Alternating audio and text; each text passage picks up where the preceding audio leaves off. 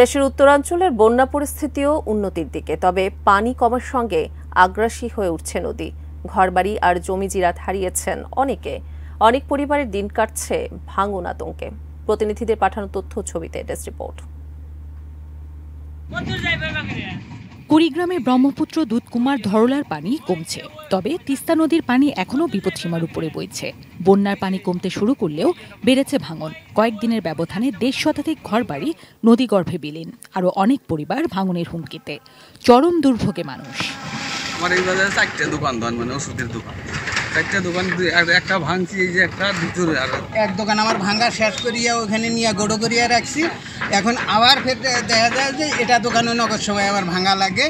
সকাল থেকেও মনে হয় 4-5 কাঠা জমির ভেঙে চলে গেল। এখনো যেভাবে চাপ পড়তেছে, সম্ভব এই জায়গা থাকবে যে আমার বিশেষ সম্ভাবনা হয়নি।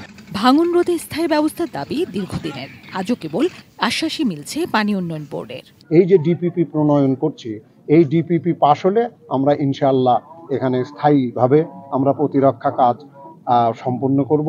সিরাজগঞ্জের শতাধিক বাড়িঘর নদীগর্ভে বিলীন, ডুবে গেছে ফসলি জমি। যমুনা নদীর পানি বাড়ায় তীরবর্তী নিম্নাঞ্চলে বন্যা আতঙ্ক।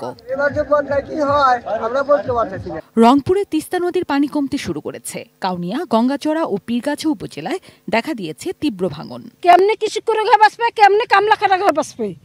তাহলে এখন তোরা আমাকে কি সহযোগিতা করবেন? তাড়াতাড়ি করেন। নীলফামারীতে বাড়িঘর থেকে পানি নামতে শুরু করেছে। দুর্ভোগ কমেনি ডিমলার সুন্দর খাতার 2 শতাধিক পরিবারের। ক্ষেতের পানি কমে গেছে, আর এখন আমাদের ক্ষেতে বালি দিয়ে ভরপুর। পানি উন্নয়ন বোর্ড যে বার্তা পাই দিয়ে আমাদের খুব ভালো হয়। জিনিয়া ইসলাম, ডেস্ক রিপোর্ট, 18 নিউজ।